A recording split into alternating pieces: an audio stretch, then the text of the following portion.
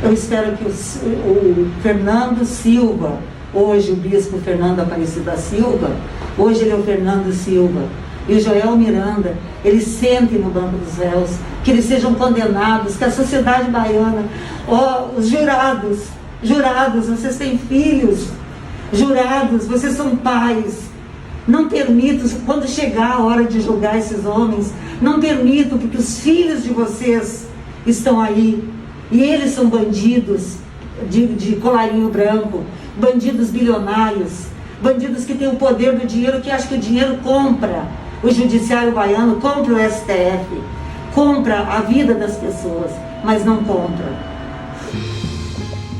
Olá, seja muito bem-vindo ao canal Paralelo Metafórico. O meu nome é Daniel e no vídeo de hoje nós vamos fazer um apelo. Com certeza você já deve ter ouvido falar do caso Lucas Terra, que aconteceu em 2001. Pois bem, a família de Lucas entrou em contato comigo e pediu para que divulgássemos uma petição solicitando a urgência no júri popular para que os assassinos de Lucas sejam realmente condenados e o crime não seja prescrito. Você já deve ter ouvido falar e deve ter visto muitos canais atualmente falando deste caso. É uma ação que a família está fazendo para que o caso não caia no esquecimento.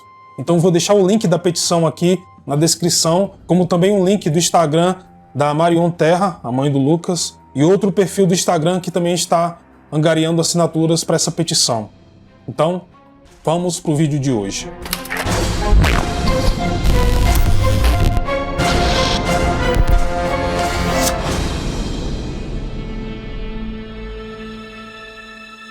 Salvador, Bahia, 21 de março de 2001. Lucas Terra, um jovem de 14 anos de idade, ligou para seus pais de um telefone público para avisar que ficaria até tarde para assistir uma sessão especial de oração com Silvio Galiza, pastor da Igreja Universal do Reino de Deus, e devido ao horário, dormiria na igreja, no bairro Rio Vermelho. Depois disso, desapareceu. Aquela noite o Lucas ligou desse orelhão. Segundo o Lucas, estava acompanhado do pastor Galiza, que trouxe ele aqui para esse bairro, o Rio Vermelho, para a igreja fazer um propósito de oração. A polícia foi acionada e durante as buscas, 3 testemunhas, todas integrantes da mesma igreja, relataram que viram Galiza sozinho com Lucas, hora antes dele sumir. Galiza contou versões contraditórias sobre a última vez que viu Lucas, e as buscas foram desfocadas por informações falsas. Mas 2 dias depois, em 23 de março, um corpo carbonizado foi encontrado amarrado e amordaçado dentro de uma caixa de madeira que havia sido deixada em um terreno abandonado. O corpo foi levado para o IML e passou 43 dias em espera, aguardando o exame de DNA.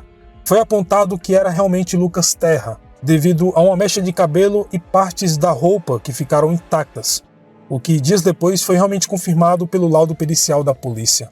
Peritos forenses concluíram que o jovem foi queimado ainda vivo, com a intenção de esconder o fato dele ter sido violado, o que ainda era evidente, apesar dos danos causados. Dentro da caixa, além do corpo, os investigadores também encontraram fragmentos de panfletos da igreja e páginas da Bíblia que teriam sido usados para alimentar o fogo. Os peritos criminais encontraram no corpo restos de tecido semelhantes ao encontrado na igreja Rio Vermelho, ligando o crime à Galiza e à Igreja Universal. Lucas foi sepultado no cemitério Bosque da Paz. O crime ocorreu dias antes do dia em que Lucas e seu pai imigrariam para a Itália, onde já vivia sua mãe, Marion Terra.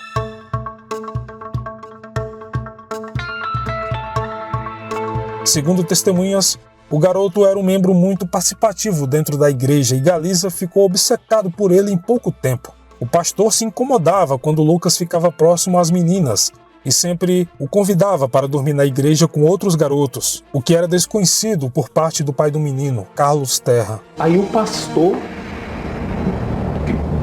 proibiu ele de namorar, que ele não podia namorar. A gente começou a perceber que ele se incomodava em ver Lucas caminhando com as meninas. Então, praticamente o Lucas vivia lá para ele. Os superiores do pastor transferiram Galiza para outra instituição após descobrirem que ele dormiu na mesma cama com o Lucas na igreja, enquanto os outros garotos dormiam em cômodos separados. Porém, após a transferência, Galiza ainda assim continuou a visitar a Universal que Lucas frequentava. O pastor já havia sido expulso de uma outra comunidade religiosa, o que lhe valeu ser apelidado de o secretário do diabo pelos moradores do bairro. Testemunhas que depuseram contra Galiza foram ameaçadas por outros membros da igreja e até a imprensa sofreu represália.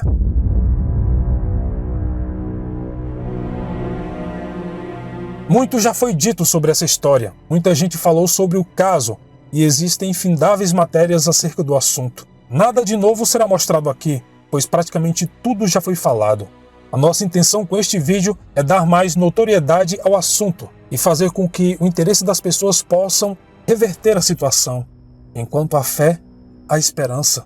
Com a ajuda de vocês, a manifestação popular e a união de todos os canais em torno do caso, talvez consigamos ter algum resultado. Marion Terra, mãe do Lucas, está lutando há mais de 20 anos contra uma instituição religiosa bilionária que defende assassinos. E a família precisa do apoio de todos. Se você puder, assine a petição online em favor do júri popular. Vou deixar o link da petição aqui na descrição do vídeo. Eu deixarei também os links dos perfis do Instagram que estão ajudando na causa.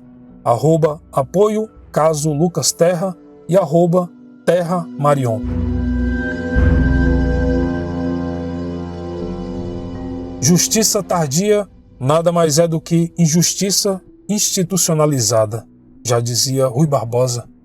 A história de Lucas Terra é apenas um dos muitos escândalos que abalaram a Igreja Universal, não só no Brasil, mas em todo o mundo. Ela foi fundada em 1976 como uma pequena igreja no norte do Rio de Janeiro por um grupo de pastores, incluindo seu líder, o bispo Edir Macedo. A Igreja Universal do Reino de Deus opera mais de 8.000 templos e catedrais no Brasil e cerca de 3.500 igrejas no exterior. Fora do Brasil, a maioria dos seguidores são latinos. Nos Estados Unidos, por exemplo, o bispo Edir Macedo prega todos os dias através do canal Telemundo. É um poder de disseminação gigantesco e você pode encontrar uma Igreja Universal em qualquer parte do mundo, em 127 países diferentes. Durante os primeiros 2 anos e meio em que o caso de Lucas Terra permaneceu preso na burocracia do Estado, seu pai, José Carlos Terra, fez uma campanha pública acusando a Igreja Universal de proteger o pastor assassino, além do governo pela sua incompetência no processo. O senhor Terra começou sua cruzada com uma vigília silenciosa fora do Ministério Público em Salvador, antes de finalmente levar seu caso para o Rio de Janeiro, Brasília e até mesmo para Genebra, na Suíça, onde exigiu a ação da Comissão dos Direitos Humanos das Nações Unidas. A mídia brasileira também acompanhou cada passo do caso. Esperamos, confio no Ministério Público, confio na Justiça, que alguma coisa vai acontecer, alguém vai ser preso. Em 2003, Galiza, então ex-pastor, voltou para Salvador logo após ser preso pela polícia. Vamos conseguir provar sim a minha inocência, porque eu sou inocente nisso tudo. À medida que o julgamento se aproximava, funcionários da Igreja Universal foram acusados de intimidar testemunhas. Nas palavras da namorada do menino assassinado, fui ameaçada, embora frequentasse a igreja por 20 anos. Eles disseram que eu deveria me calar. É como um regime militar. Após um processo tenso e um dos mais longos da história do Estado, Galiza foi considerado culpado e condenado a 23 anos e 5 meses de prisão, que após recurso foram reduzidos para 18 anos e depois para 15. As principais provas para a condenação foram 5 testemunhas. O tribunal do júri considerou o crime como homicídio triplamente qualificado e aceitou a tese da acusação que apontou que Galiza cometeu abuso, matou e queimou a vítima. Mas, ao ser entrevistado pelo programa Linha Direta em 2006, Galiza, que estava acompanhado de 7 advogados, apresentou uma nova versão do crime. Sempre alegando a sua inocência, desta vez, ele acusou outros 3 membros da igreja, o bispo Fernando Aparecido da Silva, o pastor Joel Miranda Macedo e o segurança dos 2. Segundo ele, Lucas teria morrido por contar a ele que viu Joel Miranda e Fernando Aparecido em um ato sexual. A declaração de Galiza foi aceita pela promotoria. Em outra entrevista, o homem afirmou que, na época, recebeu ameaças de um advogado da Universal e foi subornado para omitir esses fatos do crime. Recebi ameaça do próprio Fernando, do próprio Joel, para que eu não pudesse botar isso a público e nem para levar isso a nem a mídia, nem a ninguém. Que eu sempre me ocultasse e deixasse como se tivesse sido a minha pessoa. Mas só que eu não posso pagar por um crime que eu não cometi. Eu sempre acreditei que o Silvio não cometeu o crime sozinho, que ele teve ajuda de terceiros. E eu já desconfiava que poderia ser o Fernando e o Joel. Em outubro de 2007, o Superior Tribunal de Justiça, mantendo a decisão da Segunda Câmara Civil do Tribunal de Justiça da Bahia em 14 de março, determinou que a Igreja Universal do Reino de Deus indenizasse a família de Lucas em R$1 milhão por danos morais. A decisão foi contestada pela defesa da igreja, alegando que o pastor não estava em horário de trabalho durante o crime. Porém, o Superior Tribunal de Justiça da Bahia manteve a decisão em favor da promotoria, que alegou que o pastor pediu que Lucas ficasse mais tempo na igreja. E em dezembro de 2008, com juros e correção monetária, a multa foi estimada em R$2 milhões, valor que finalmente foi pago pela igreja.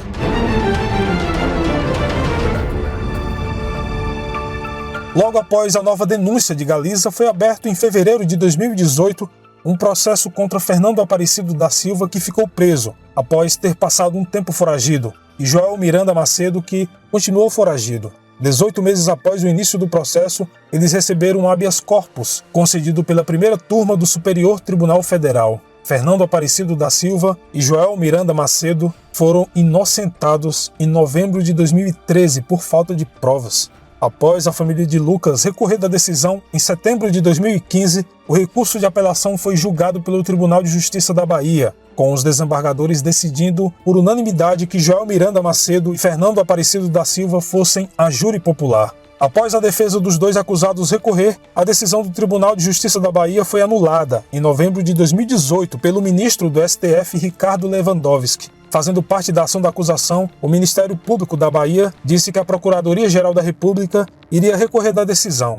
Carlos Terra fez campanha pedindo julgamento pelo júri popular até sua morte, em fevereiro de 2019. Em sessão virtual, Lewandowski votou contra novamente em março de 2019 e a ministra Carmen Lúcia pediu vista, impedindo que os pastores fossem a júri popular naquele momento. Em último recurso, o STF decidiu em setembro de 2019 que os pastores da Igreja Universal devem ir a júri popular.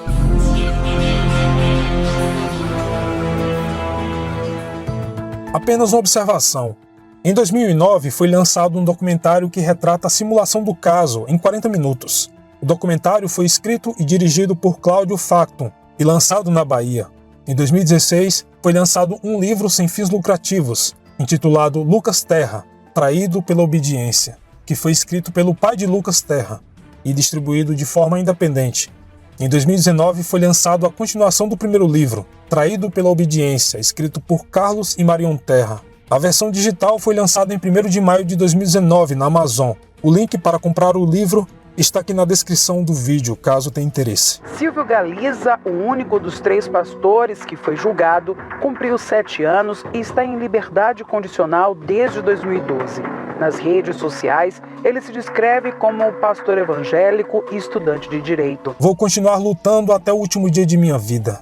Uma mãe que perde um filho, perde seu futuro, perde a vontade de continuar vivendo, disse a mãe de Lucas Terra, cuja morte completa 20 anos em 2021.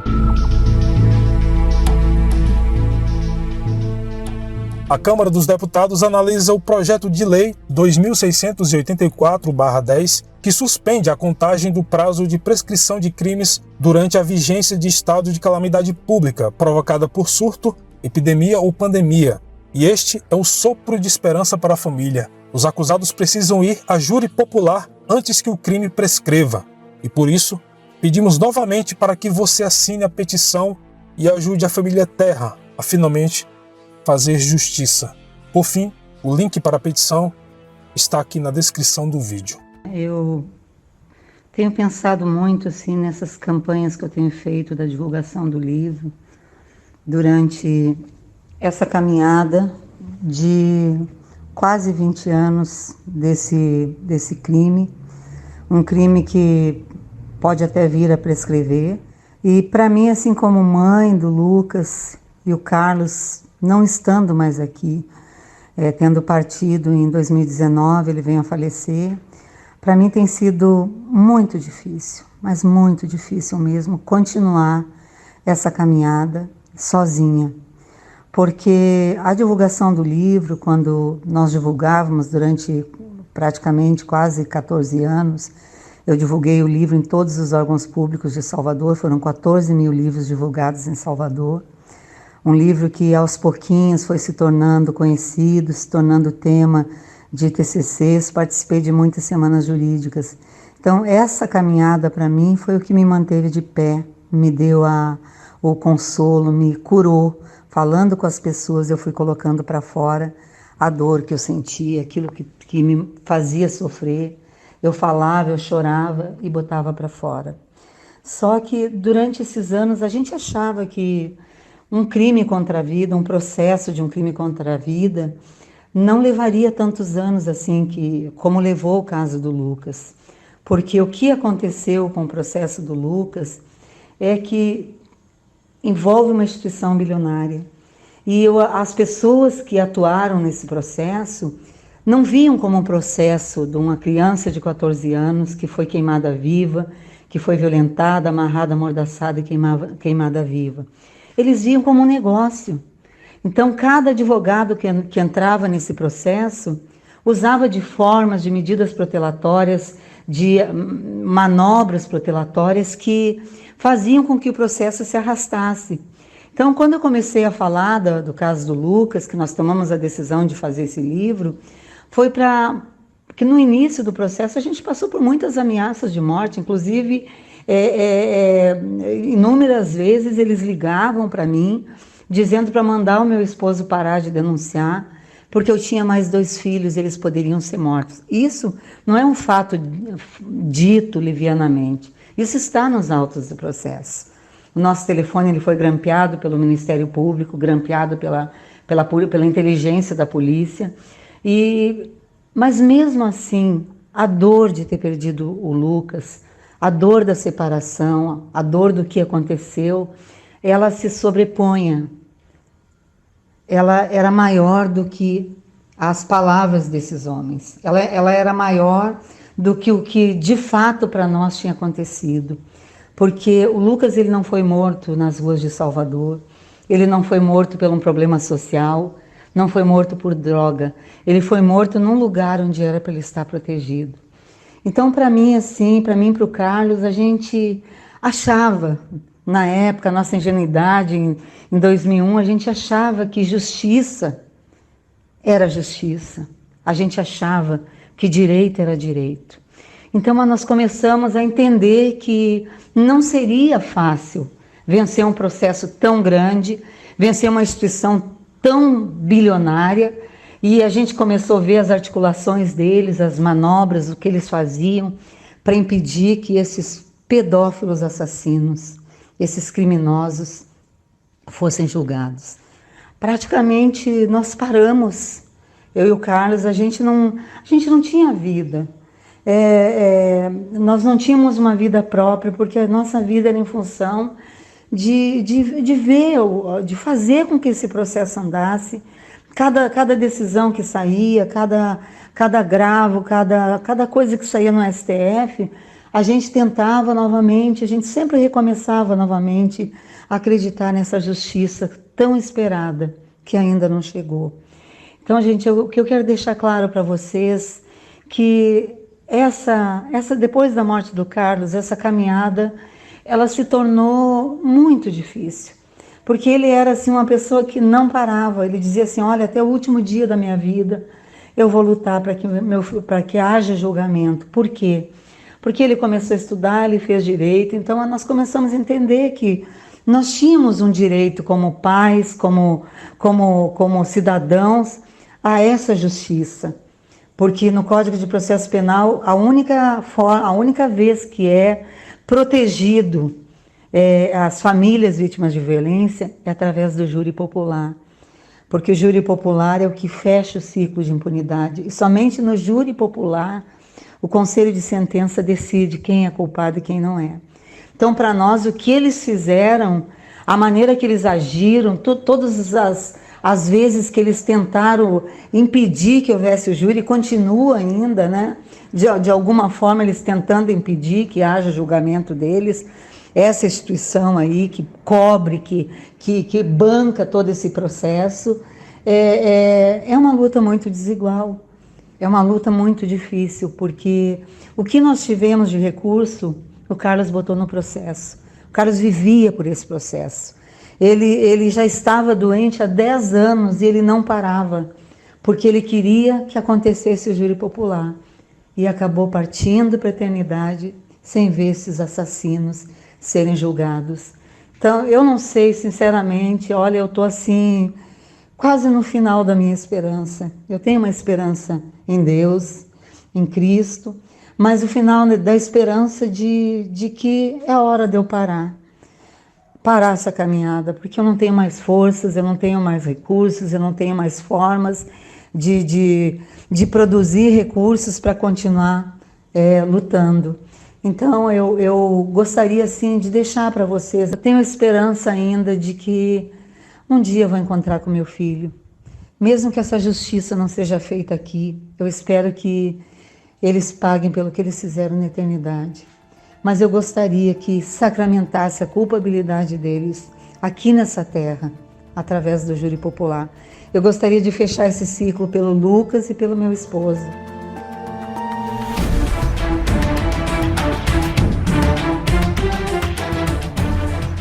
Bom, este foi o vídeo de hoje.